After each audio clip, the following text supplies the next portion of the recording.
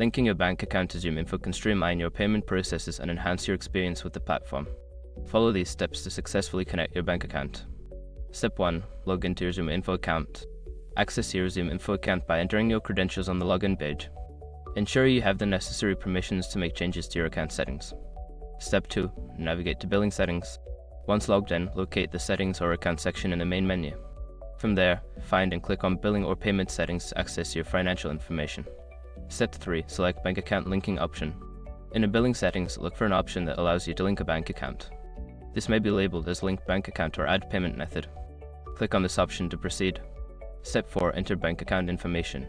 You will be prompted to enter your bank account details, including your account number, routing number, and any other required information. Ensure that all information is accurate to avoid any issues. Step 5. Confirm and save changes. Before filing a refund or dispute, use the SROC.com link in the description to open the refund dispute deadline calculator and confirm your deadline.